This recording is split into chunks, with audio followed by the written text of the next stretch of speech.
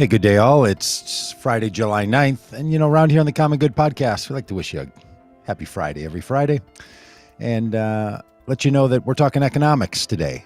We alternate between science and economics on our Fridays because economics is part of science. It's the science of understanding how our economy works.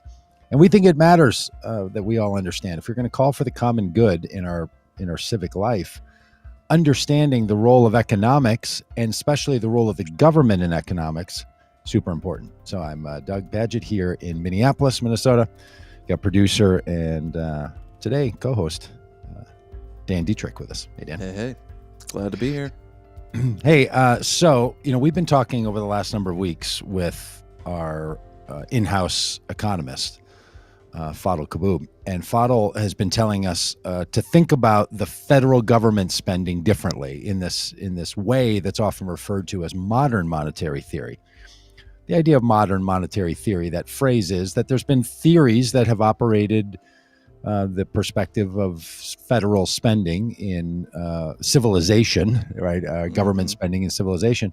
And the current place we find ourselves in the United States with how the government spends money needs to be talked about in modern terms, right? So the updated, the way we think about it now. The big hook on all this is that the question of should the government be spending money, the federal government, and what does that do to the economy? This drives so much of the question of politics and political perspective, basically.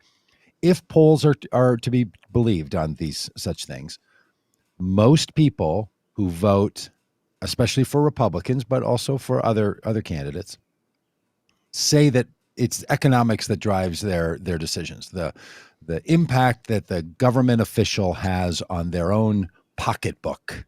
I still love that phrase, a pocketbook. Can you imagine that people used to carry around a book in their pocket that either was a ledger that kept track or a place where they carried their bills?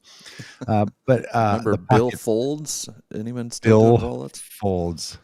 Yeah, I do have one. I carry a billfold. I remember yours. Looks like it's going to cause back trouble. No, it's why I think it's. But I have a money clip on the outside because I want people to see all the bills that I carry on the outside. It's been empty since the pandemic. Like I've had no need to carry cash. I don't know money is a real thing anymore. But people talk about pocketbook issues, right? And they believe that the federal government is taking their dollars to pay the federal bills, to pay the things that the federal government wants to pay for. Makes all the sense in the world. Of course, people would think that because every other government, your state government, your city government, your county government, there's a lot of governments.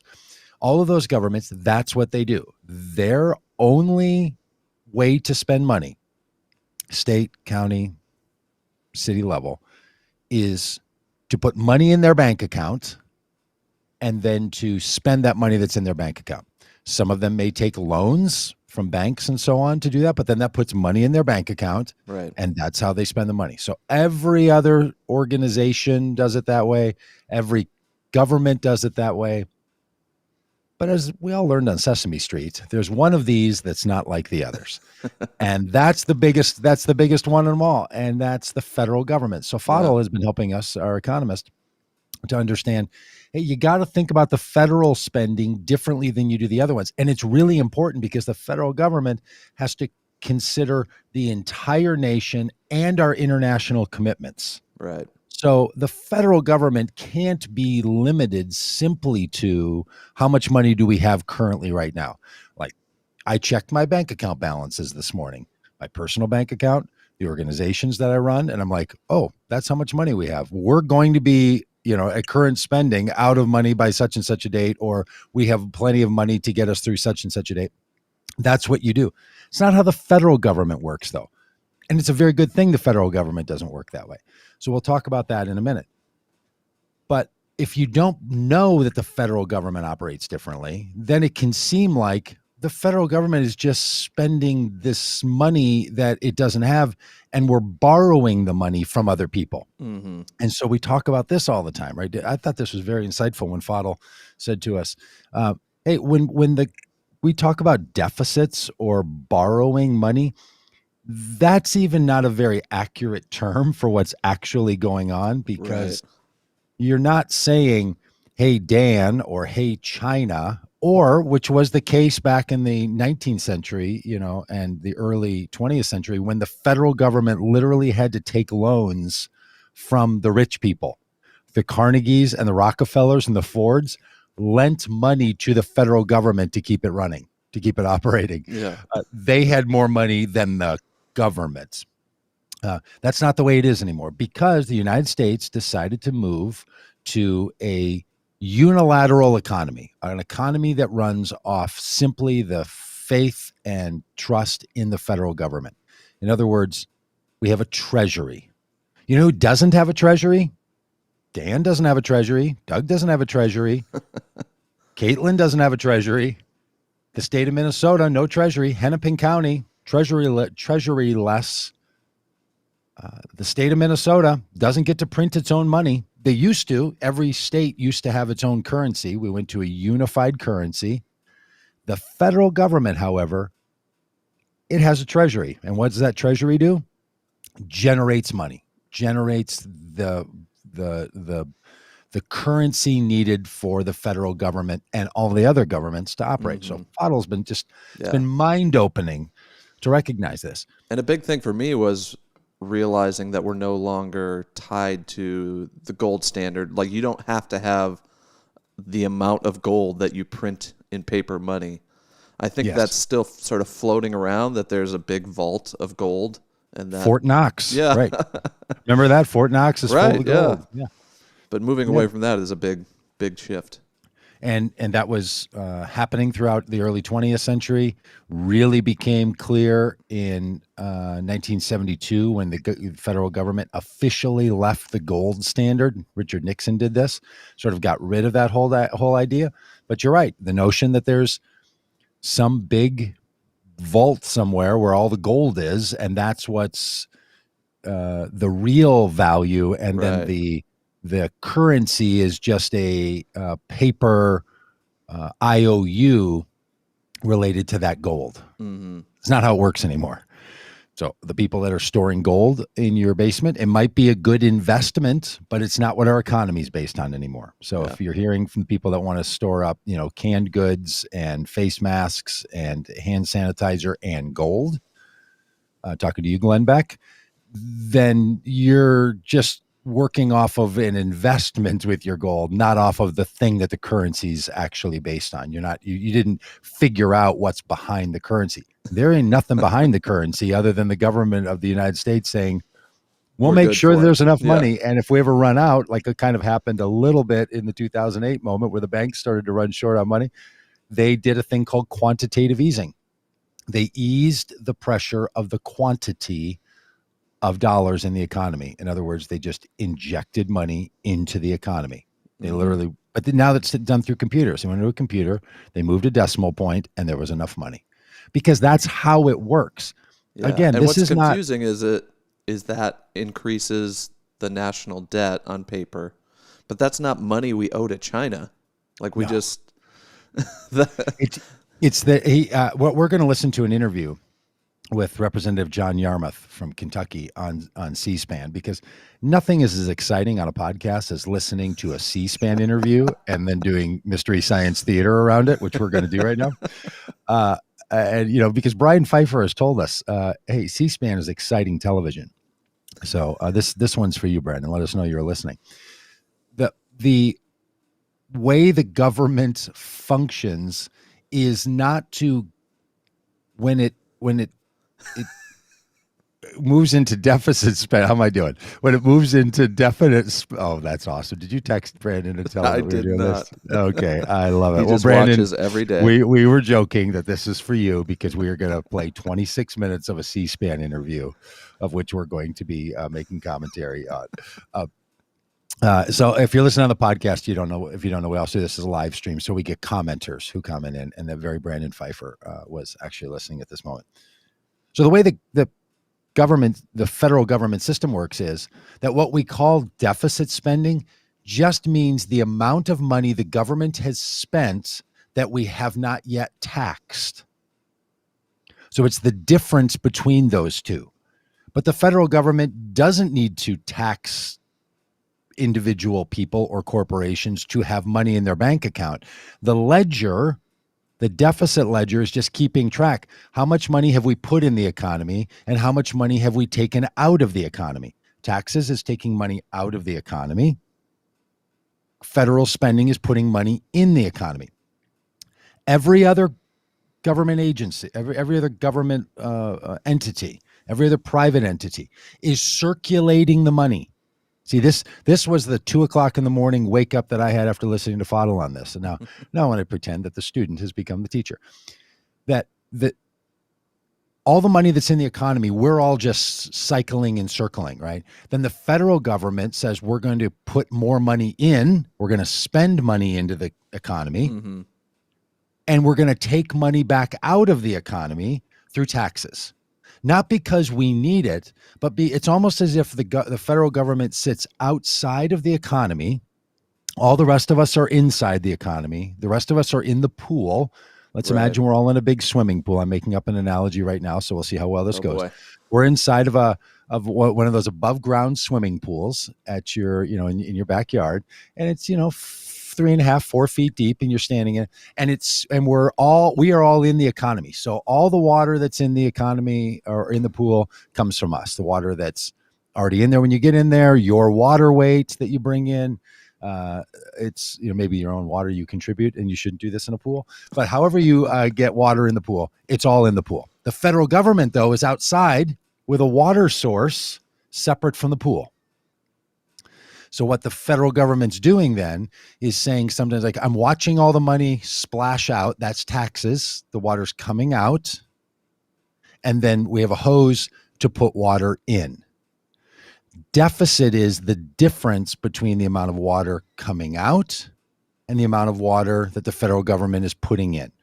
So if we were a foot below the surface of the rim of the pool and the federal government puts in 3 inches of water, it now has a 3-inch deficit versus the amount of money that's gone out. And I know that that's confusing because deficit seems like it's the opposite of putting in. And this is the thing that twisted around in my head and I think still confuses people because it's classic accounting language, right? Remember when you took an accounting class or you did your bank account or even you got into an Excel spreadsheet, and you have to recognize that in accounting language, the difference between a negative number and a positive number is not the same thing in an accounting ledger, right? So that's the way it is with the federal government. The amount of money going in that's more into the economy, that's more than the amount of money that's coming out, they call that a deficit. The deficit is not of what the government owes. The deficit is the tax deficit compared to how much went in. Now, why would the government take money out and put money in? Because the big concern is inflation. If you just keep putting money in and money in and money in, everything just gets more expensive. So you're trying to control the economy. Secondly, you're trying to control people's behavior. Taxes are is a behavioral control system from the federal government. We want people doing certain things. So we say, we're going to let you keep more money, federal government saying. We're going to let you have more money if you spend it on those things. If you don't spend it on things that we think are good, we're going to take some of that money back out of the economy. Now, all of this raises a really important question of should we have taxes at all? Okay, so separately from all of this, but if you're still listening, thank you. Because I know this can seem dry to people. We don't tax at the federal level in order to have money to pay for things. We tax at the federal level to control inflation and to incentivize certain behaviors. That is so essential to understanding not a theory of how it could go, how it actually goes. That's what taxes are all about. Funny enough, this is what Republicans and fiscal conservatives have been saying for a very long time. But then they confuse you. They trick you, these conservatives. And they say things like, we can't live beyond our means. Yeah, at the federal government, to your household budget all the time. There ain't no means. All right, so this is what we've been talking about all this time. And Fadl said to us, the common good economist, said to us, hey, you should watch this interview on C-SPAN, which then he started sounding like Brandon Pfeiffer, of John Yarmouth, who's the chair of the Budget Committee in the House of Representatives, a Democrat. He was on C-SPAN talking about, do we have enough money to pay for all these things that Biden administration and the Democrats want to pay for? And so he said, you should listen to this. So we're going to. And Dan and I are going to take a page from the Mystery Science Theater if you're watching this online, and we're going to be in the corners. And at times we're going to pause and add some commentary. So you're going to see the C-SPAN interview, which is also, you can also get this, if you just subscribe to C-SPAN videos, or if you're on Facebook and you follow them. This was on, I think it was from the end of June. Does that seem right? Or June? I don't know. Beginning of June? Probably says on there. Somewhere very recently. So it's a very recent conversation. So I just felt like there's a couple of things you need to know about modern monetary theory that I think Representative Yarmouth does a good job in, but I feel like they could drill down in a couple of places to help people get it, because this is what's referred to in the sciences and philosophy as a paradigm shift, where things aren't, where you now look at things differently than you looked at things before. Mm-hmm. And we've all been misinformed and been repeatedly misinforming ourselves and one another about the federal spending for a very long time. And maybe this is going to be helpful. I think it is. I think it's key to sort of understanding our government and our economy. So, all right. So here we go. Brought to you by C-SPAN. This is so wonderful because it has all the elements of C-SPAN, the dry beginning, the just somehow a C-SPAN sound and smell. I can almost smell the C-SPAN. Yeah. and the callers. Oh my gosh, the callers. So you just have to imagine these callers, much like our commenters. These are people that are appointment watchers. Like they're sitting in front of their TV and they're taking it in. They're grabbing their phone and they're calling in on the Democratic line, the Republican line, or the Independent line. Yeah, just love it. We should really open the phone lines later and see if Brandon Pfeiffer wants to get on there. Yeah, we should. Should I send him the link? All right. So here we go. So this is Representative John Yarmouth a couple of weeks ago on C-SPAN with Dan and Doug commentary. Washington Journal continues. Back with us this morning is the chair of the House Budget Committee, Congressman John Yarmouth, Democrat of Kentucky.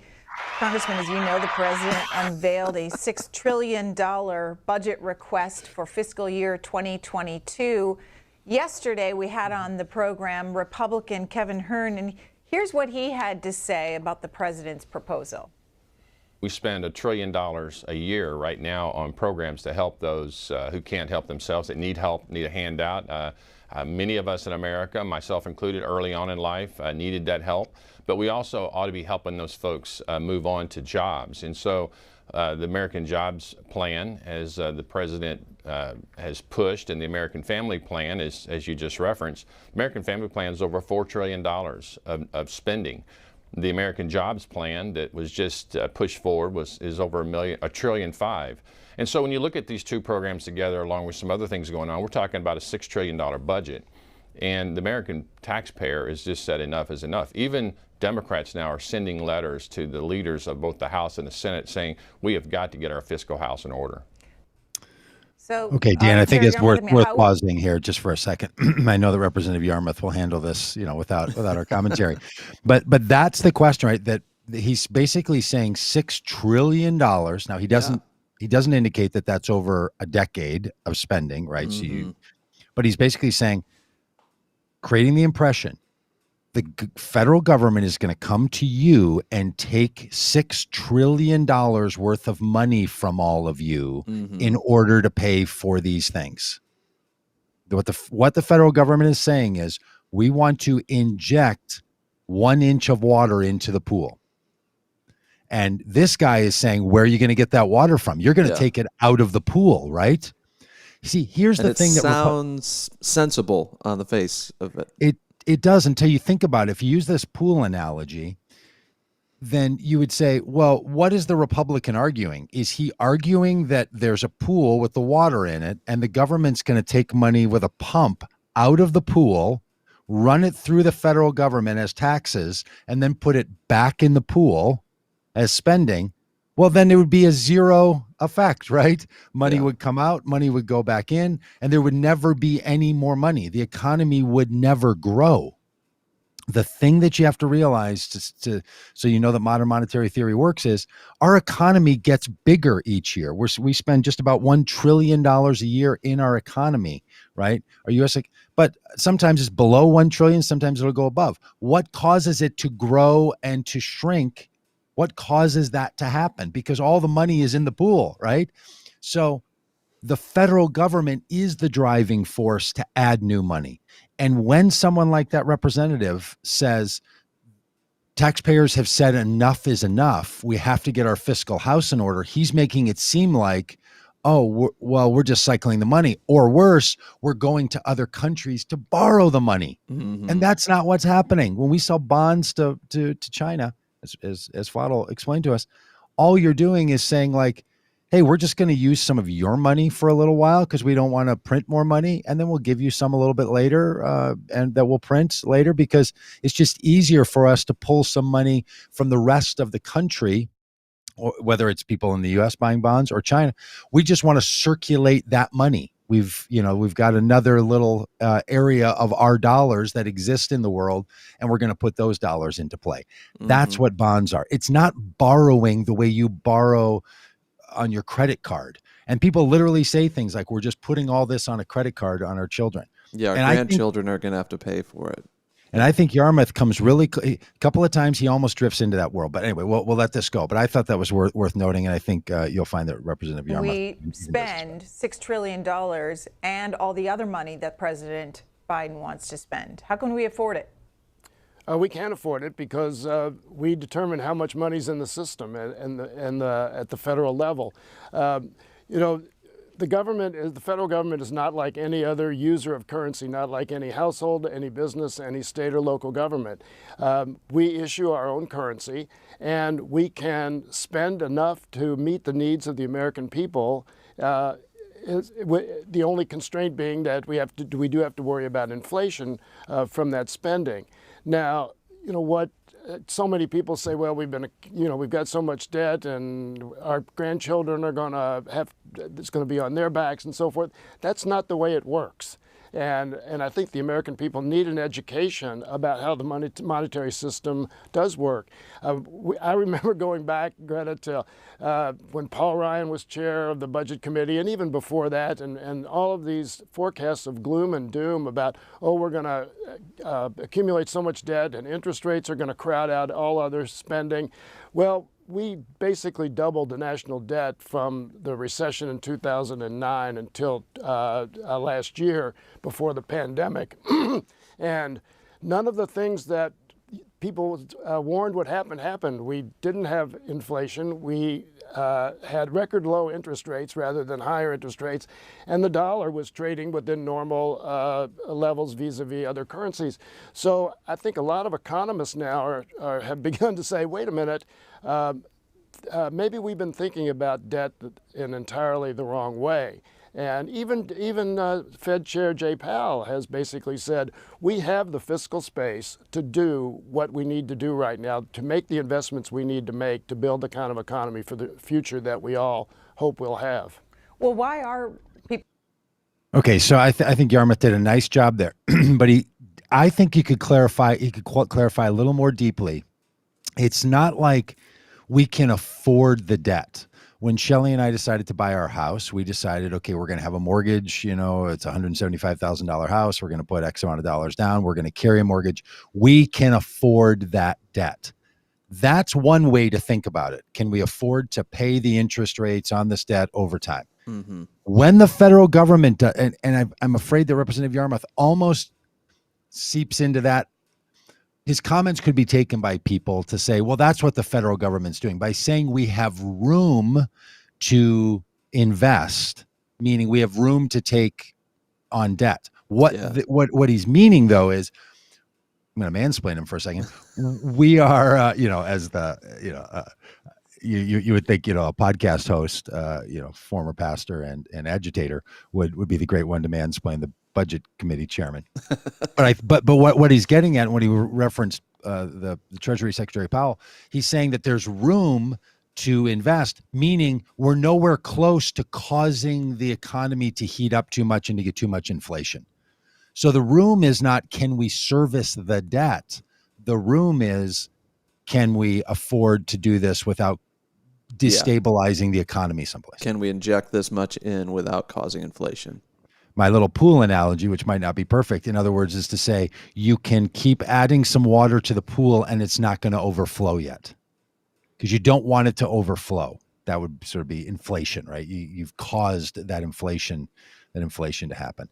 And so he's now set it up. There it is. Like the federal government's not like the other. We issue our own currency. We're operating in a different space. There's room. And the cataclysmic worries about overspending, damaging the economy. Now, this is what's hard for a lot of progressives because now they're having to find themselves agreeing with the conservative Republicans who said, hey, we can do tax breaks and it's not going to cause any problem on the federal government spending. We're not going to shrink our federal government by shrinking taxes because the federal government spending is not solely related to taxes. Mm-hmm. Taxes is taking money out of the economy. Spending is putting money back into the economy. So it raises a really big question about taxes. And we would all have a better conversation about taxes and about should wealthy people get tax breaks? Should middle-class people get tax breaks? Should anybody be paying taxes? That's a conversation you can have once you understand the function of taxes. But people all over the place on the political spectrum talk as if if you don't pay your tax. Joe Biden even said this a few years ago. Paying your taxes, he said, is a patriotic duty. Like you're chipping in to make the government work. People slip into this stuff because I don't know why. I don't know why we just don't explain how the federal government works. It is true at your county level. It's true at your city level, and it's true at your state level. Yeah. You are paying for your services. Mm-hmm. That's where, or money comes in from the federal government or it's borrowed. That's where money you're paying for your local public schools. You're paying for those services. Yeah.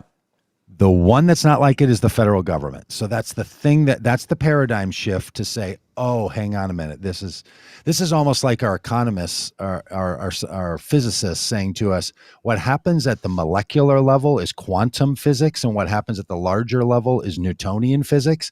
And they almost feel like they're opposite experiences, right? So if you know that kind of world, the smallest level versus the largest level, there's a different set of rules, and people are trying to find a unified theory because they hate the idea that there's not consistency between those two.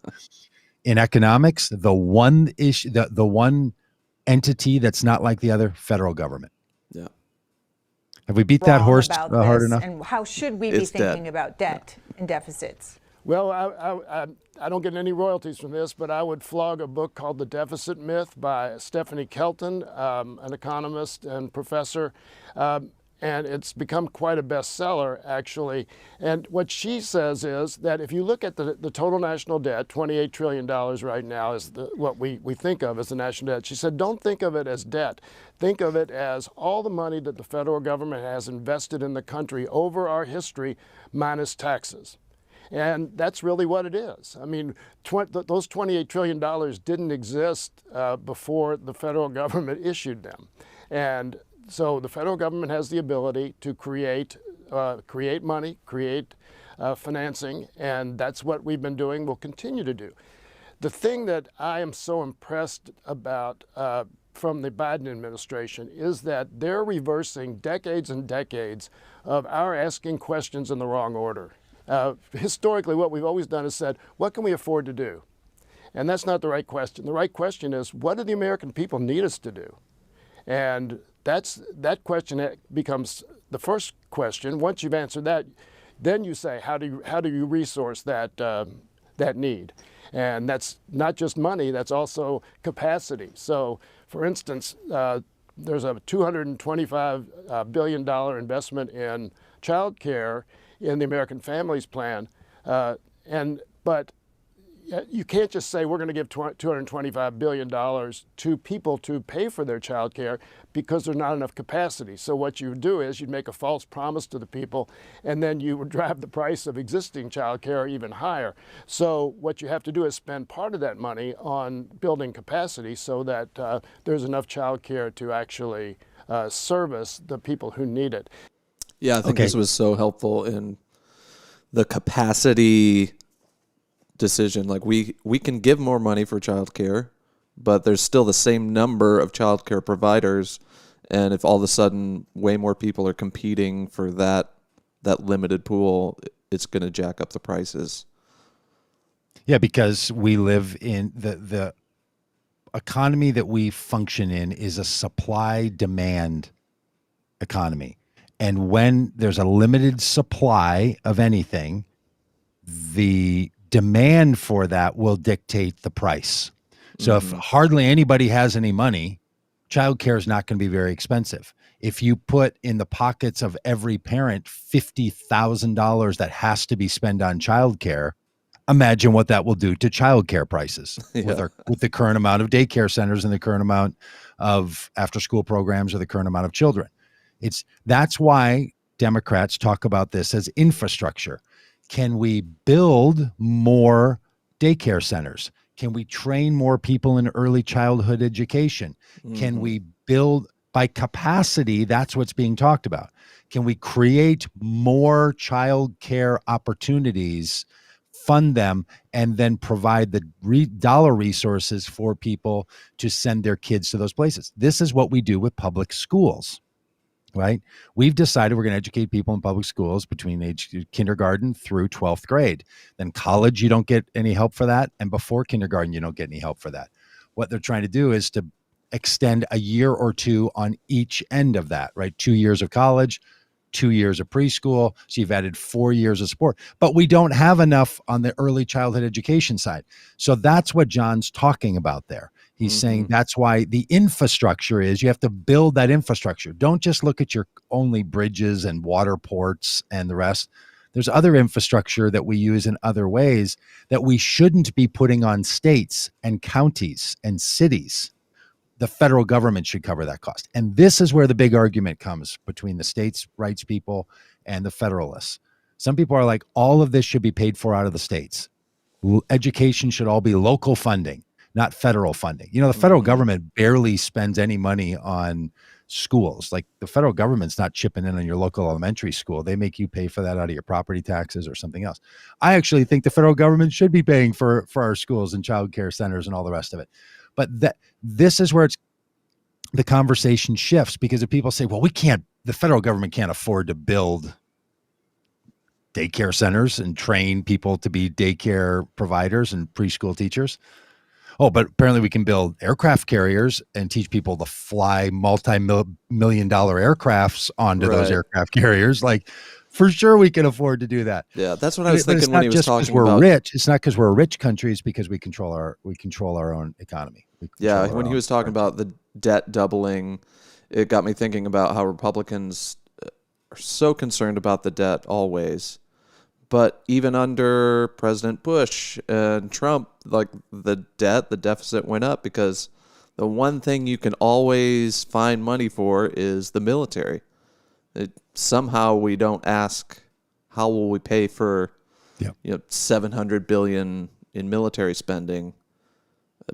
We're able to finance that just fine, but when it comes to like feeding hungry kids, then it's like, well, yeah, there's that old joke about let's check under the couch cushions. I look forward to a day when schools have all the money they ever ask for and the military has to hold a bake sale, right? How about if we just flip those two things in their head? But this is the real argument, right? Is that federal government funding is not spending more money than we can afford. Deficit means we're injecting more money than we're taking out. So if you want to balance the budget, your two choices are take more money out, taxes, stop putting money in federal government. And you might say to yourself, why would Republicans be saying, let's balance the budget? This is a big question. Why are they always saying we need to get our fiscal house in order and balance our budget?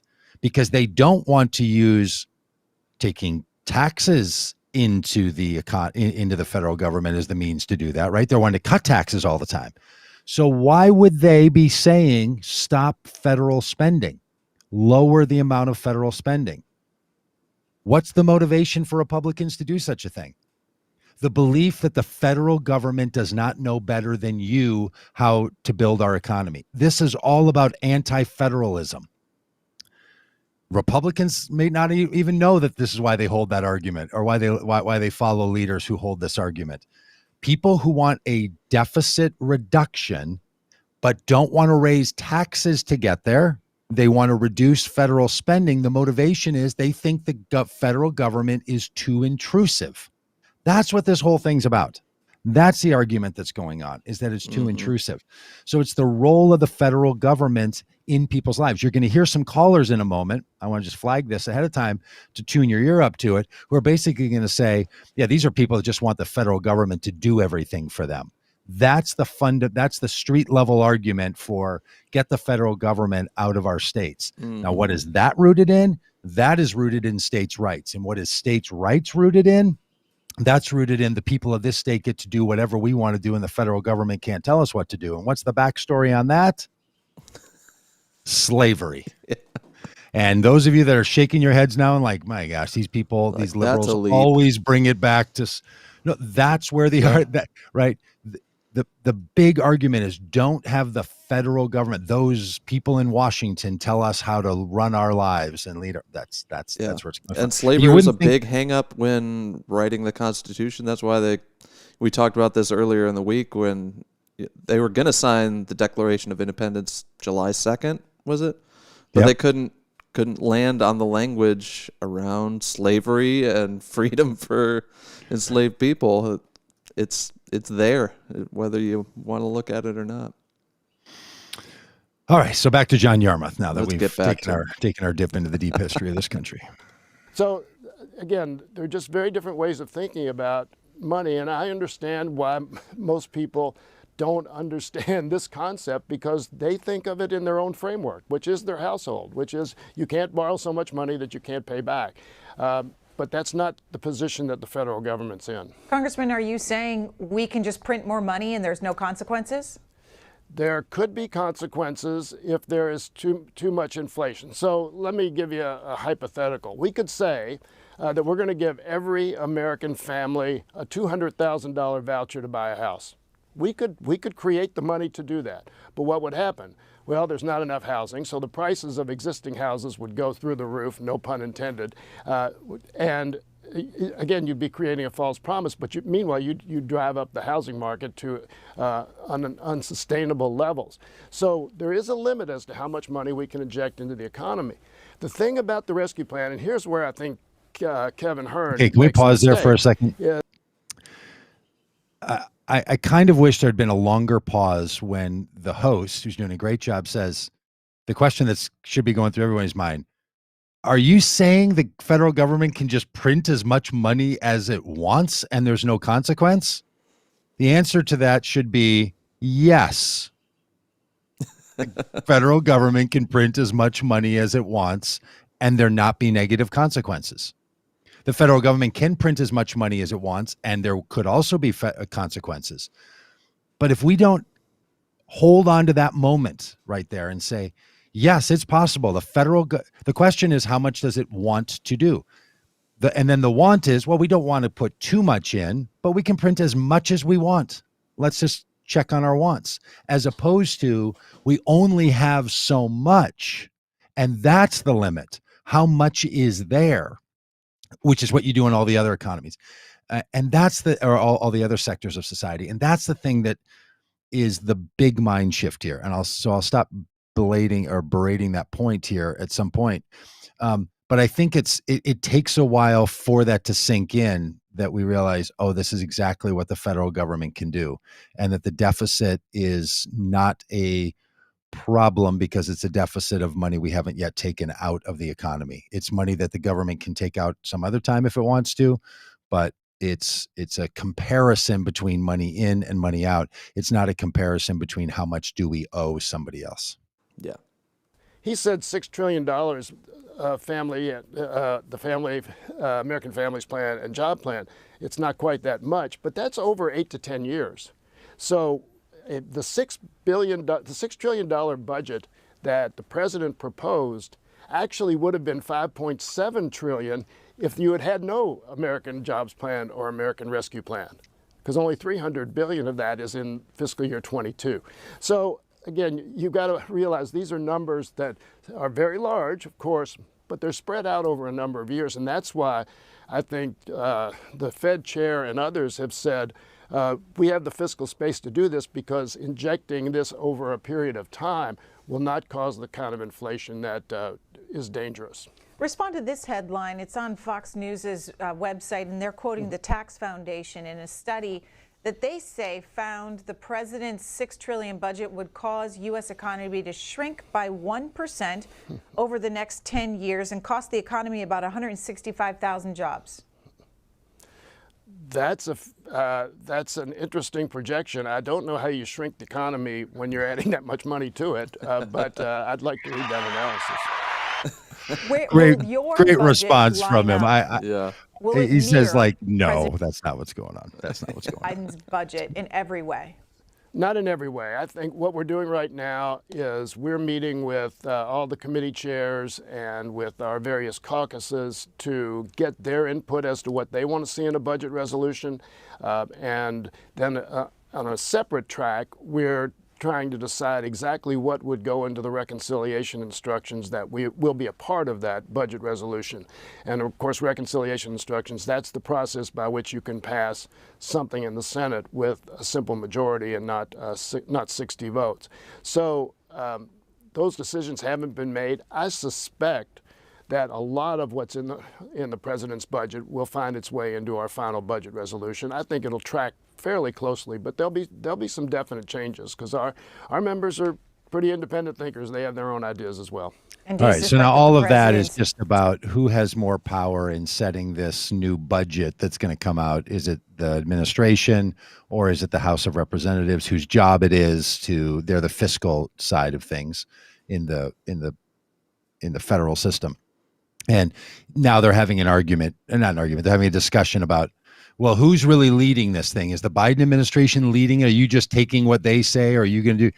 That's what's going on. That has nothing to do with, do we have the money to afford it or not? But that's what that last little bit was really all about.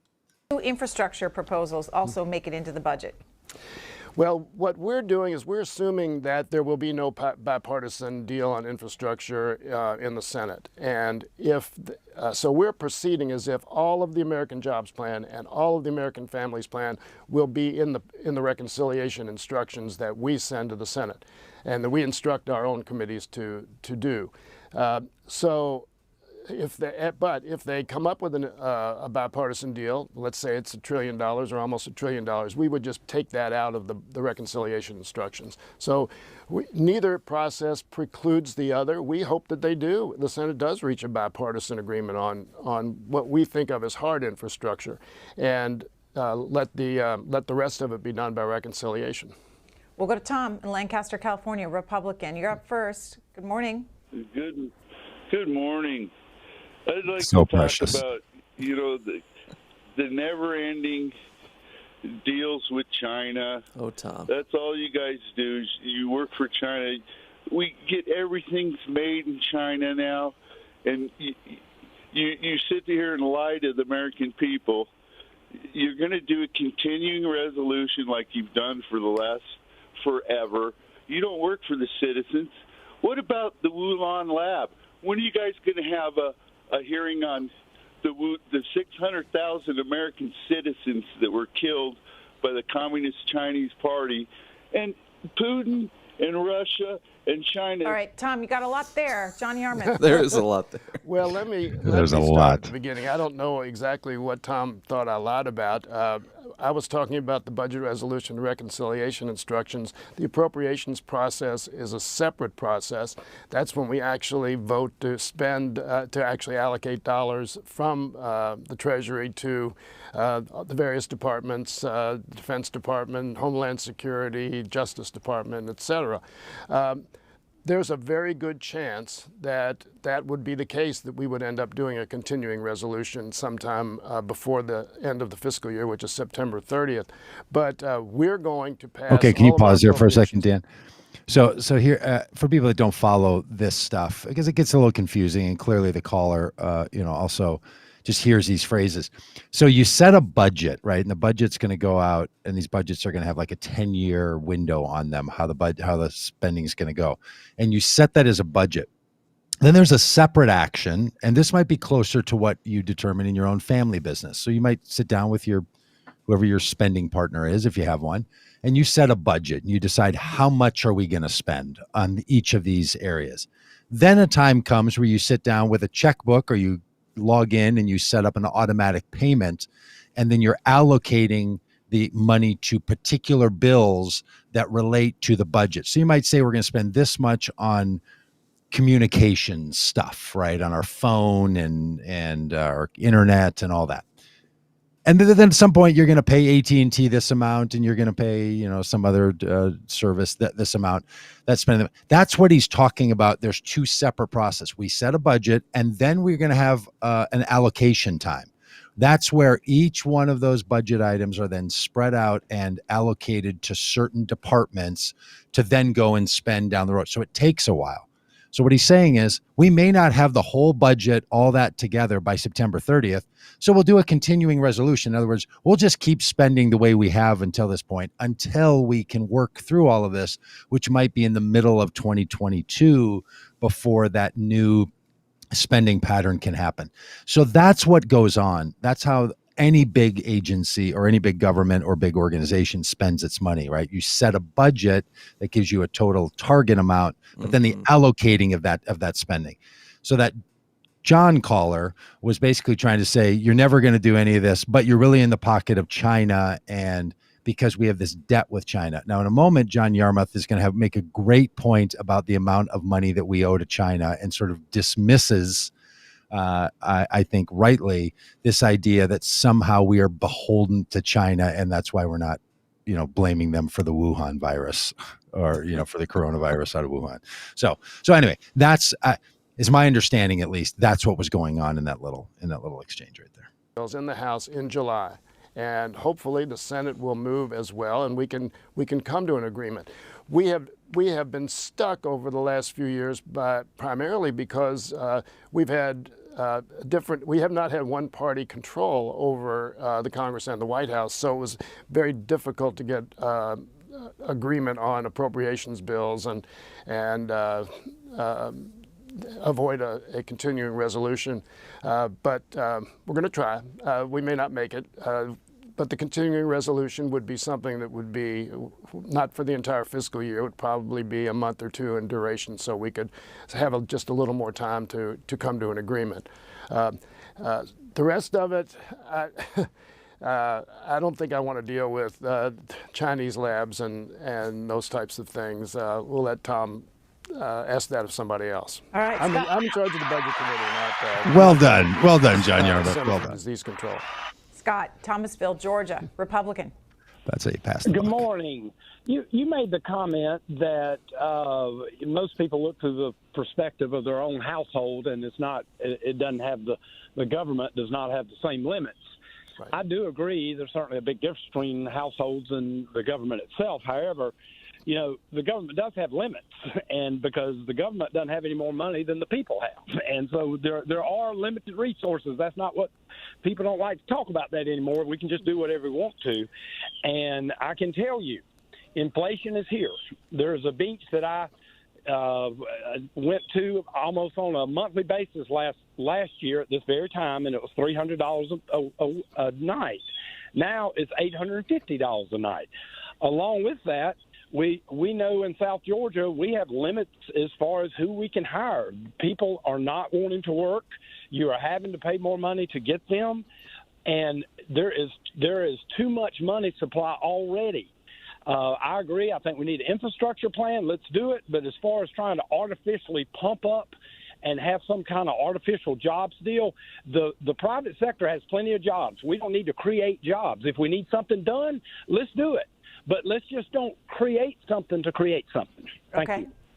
Oh, I totally agree with that last comment. If you're going to spend money at the federal level, if you're going to make investments, they need to be meaningful and important investments, and they have to actually add to the economic capacity of the economy. And that's what I think the American Rescue Plan and the American Families Plan do. But no, we can't just throw money at worthless projects. And but let me go back to one comment you made, and that is that we don't have any more money than the people have. Yes, we do.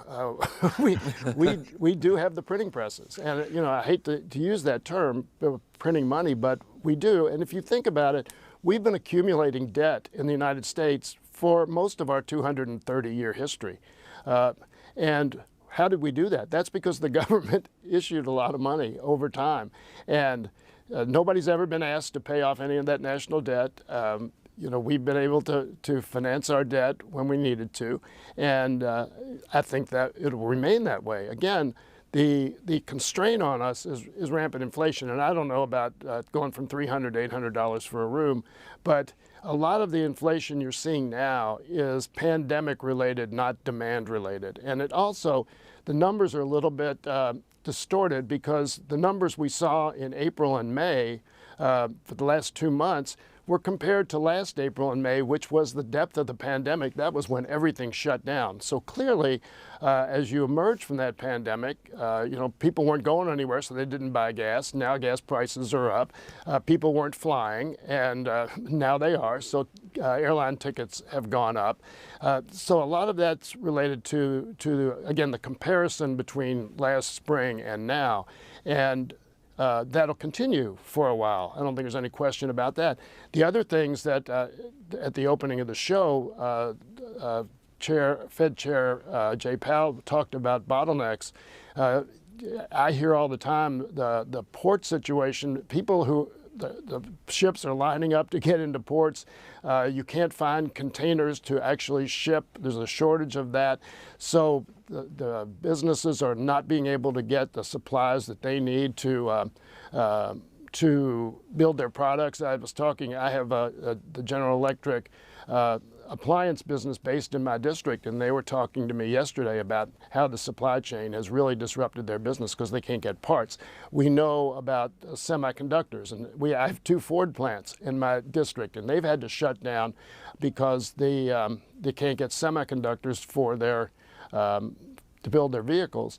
And so there are a lot of problems that I think are more situational and not related to federal spending, but related to other complexities around the world. So hopefully, and I think a lot of economists think that will play itself out over the next few months, and that next year will be fairly back close to normal in terms of inflation. Charles, you're next. So Dan, that was a rich exchange, right? Both from the caller, who started out by saying, hey, I get it. The federal government doesn't have the same limits as anyone else, but they only have as much money as the people are willing to give the government.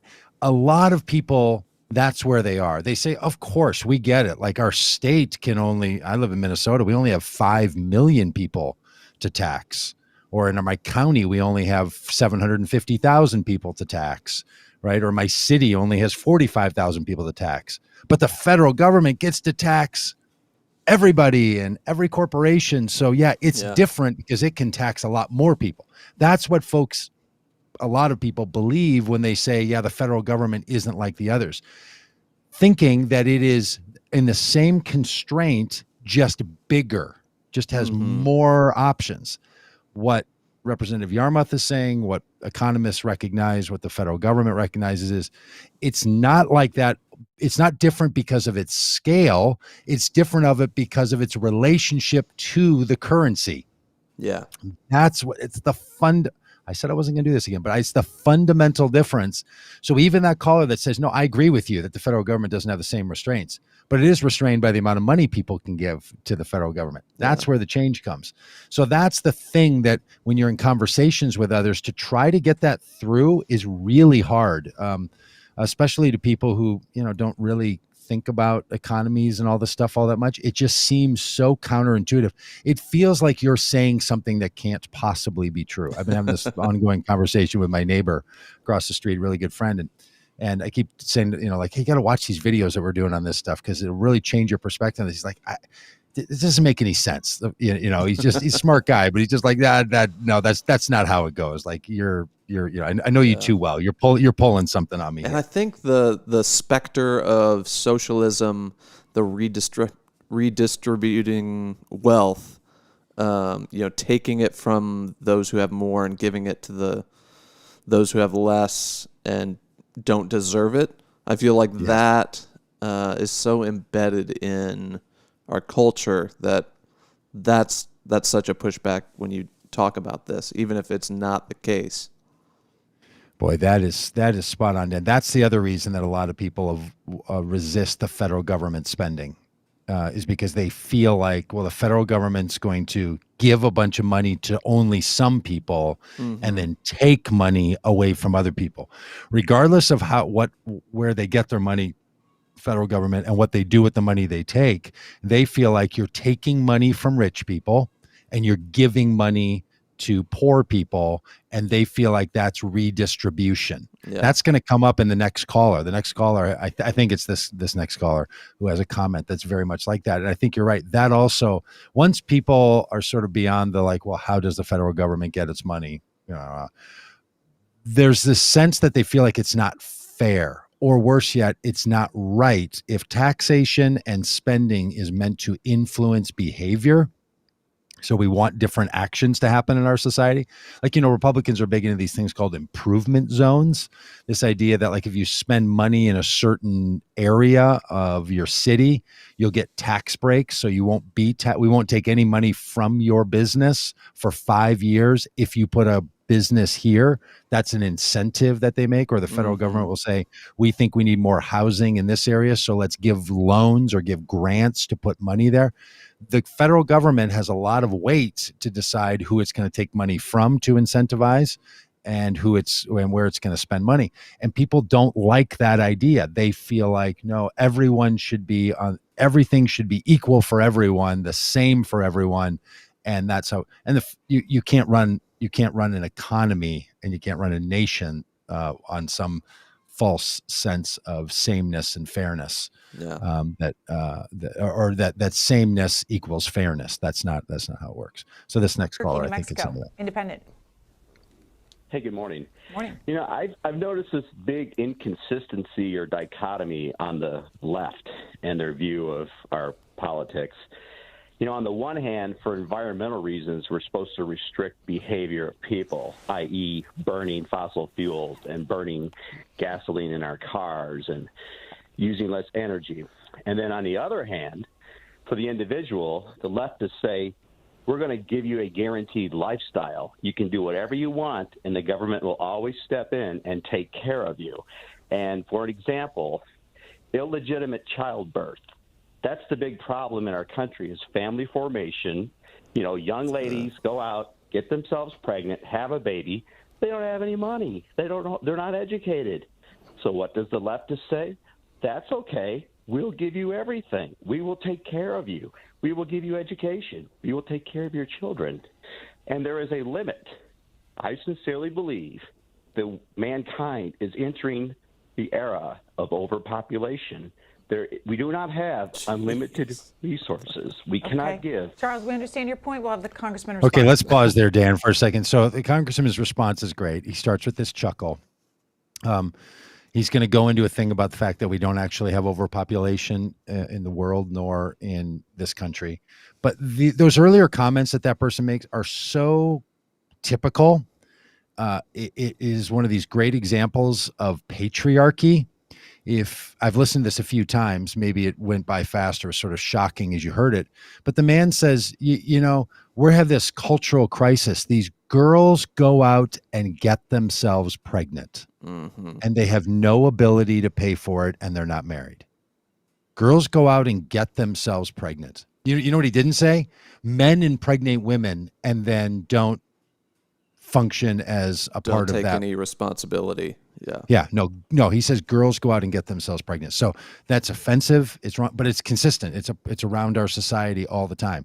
That kind of idea, and then that those are the people then that need all the help. And if we stopped helping people with financial support, they would stop going out and getting themselves pregnant or getting someone else pregnant. Worked with a lot of people who get pregnant. Very rarely is someone like, no, you know what? I'm going to have enough money for this baby. That's why I'm going to get pregnant in the circumstance and situation that I'm in, because the federal government will give me $800 a month. If you know anything about how much money the federal government gives to people who need support and help, between child money or child healthcare money and child food money, it's not enough for someone to live on. It's just fiction that what's driving this man's sense of moral decay and lack of making marriage significant is because the federal government is funding it. It's just, and Representative Yarmouth does a nice job of addressing this on a sense of morality, and it's all about the children, and you're not going to punish children for the choices of their parents, right, and what motivated them to be sexually active in a way that led to a pregnancy. It's just outrageous, the whole conversation. And it usually comes from people that are, quote, pro-life, that want to tell women they can't get an abortion, you have to have this child, but if you do have this child, we're not going to pay for it. You know, it's like, right. you made a mistake and you don't get it's just it's something else. Like we're not responsible for that baby after it's born, but we care a lot about making sure that baby gets born. Yeah, it's really something. Well, first of all, I would say that it's interesting you say that, since right now a lot of demographers are complaining about the fact that population growth is at seriously low levels in the country, and we are worrying in the United States, and other countries are too, about having enough people in the country. And again, I think we had the lowest growth in birth rate in 50, 60 years just this past year. So I don't think the facts actually support your theory. And I will say two things about what you might call Social Security spending, not Social Security program. Why would a woman who wants to have a child without getting married not be entitled to have the same support for a child from someone who does? And so we educate children because they're our future population and they're our future tax base, and it's the moral thing to do. We don't educate them based on what family they came from. Again, I think this is it's definitely a different way of thinking between Democrats and others. But I'm comfortable being on the side that wants to take care of our children and wants to treat all of our citizens, whether they're married or not, with the same level of compassion and support. Taylor, Chevy Chase, Maryland, Democratic caller. Hey, thanks for having me on. And I think your answer to that last question was just fantastic. So I have a two-part kind of one comment quickly is that, you guys won with, clear majority and, kind of a mandate. And I'm proud that Democrats are finally kind of moving away from bipartisanship. Do you think with this double infrastructure bill that the second one, are you going to be able to get people like Senator Manchin to agree to a tax raise? Or are you going to pass the first one bipartisan and then kind of be left hanging, electric vehicle charging and the other kind of climate related? All right, Dan, I think that is a good spot to stop if you're up for it. That this now he moves on to sort of the machinations of how are the Democrats going to hold each other together and what is Senator Manchin going to do, and Representative Yarmouth gives a nice response to it. But I think for our purposes, that's sort of where the interview comes to its end. And I thought it was quite instructive. It is the conversation we've been trying to have. I'm glad that Representative Yarmouth and others are out trying to inform people about it. We'd love to help all of you engage with others about this any way that we can, because the conversations about what the common good means for us in our society is a really important one. I think once we can get our minds set around how does the federal government function, then we should be now having this conversation about taxes, because that's the place people really care, truthfully. They don't care about the deficit. You go to New York and they have this big ticker that runs down in the financial district up on a wall that tells you what the U.S. deficit is, and it's just rolling up all the time.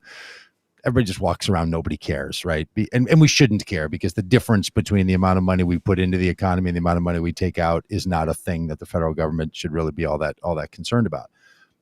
Should be concerned about the other things we've talked about today. But what people care about is their taxes, like that they have to write a check to the federal government. What I have found now in the circumstance of this, like when I pay my federal income tax, I'm not talking about FICA, which goes into Social Security and Medicare and Medicaid, but the money that I just write straight away to the federal government, that they're taking out of my bank account in order to make sure that the inflation doesn't go crazy. It's like taxes don't make any sense. They just don't make sense. I don't know what we're doing. We should. This is what the next level of this conversation that I want to have with some Congress people and with our economist Fadl Kaboub is to say, Fadl, why are we being taxed at all? It seems like a burden. And then we have the Internal Revenue Service, and Representative Yarmouth uses this phrase like a tax base. Like, if we're not funding the spending out of this way, and then he will say, well, we have to have a measure to be sure that water's splashing out of the pool, because the problem with my pool analogy is that the pool is also getting larger. So it's a magical pool that gets bigger over time. So you're having to put more money into it, and there's more people. And so it's the pool analogy falls short in that sense.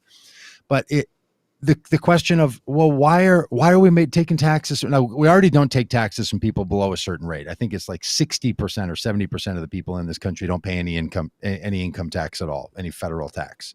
So they're sort of out. But why do we even tax people at those next levels is a really serious question.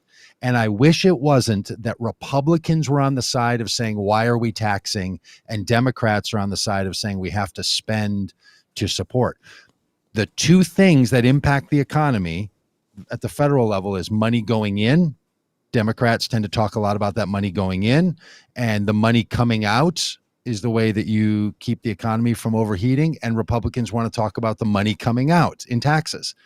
I wish both political parties and both perspectives would talk about both of those, especially that Democrats would start talking about taxing.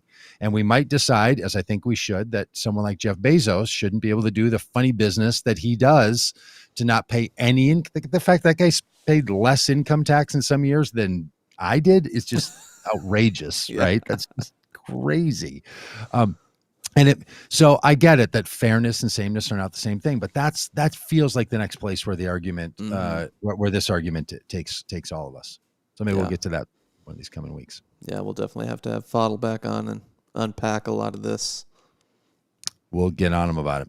Hey, friends, well, if you need to get a little in and take a little bit out, think about joining us this fall as we talk about immigration, which also matters. We're going to spend a lot of time starting in August and September and October and November talking about immigration, including a bike ride that we're going to do September 10th through November 14th across the country and around the country. So we'd love to have you head over to wethepeopleride.org. If you've listened to this a bunch of times and never done it, we know. We know you haven't done it, and I'm just saying. It's time to step it up. I know we'd love to have you join us in that effort. You can also find it at votecommongood.com if you're not already on our email list. And if you already subscribed to the podcast, thanks. Watch us sometime online. And if you're only an online watcher, hey, just go subscribe to a podcast. If you're not a podcast listener, you think like, I don't do podcasts. Let this be your only one. And then at a cocktail party, when someone says, what podcast are you listening to? You say, oh, well, I downloaded the Common Good podcast, and it's daily. And that'll be quite impressive to your friends and family at a cocktail party. And if you do listen to podcasts on a regular basis, then you certainly want to have this one in your library, your podcast library, and share with family and friends. Nothing says happy birthday like a suggestion of a brand new podcast that someone ought to listen to. So we appreciate all your life and support on all this. And Dan, good chatting with you today. It was nice to have Representative Yarmouth on. I'm gonna just sort of count this as the time we had Yarmouth on. We should try to get him. I think we will. I think we'll reach out to him and say, hey, that'd be great. Come and chat it up with us.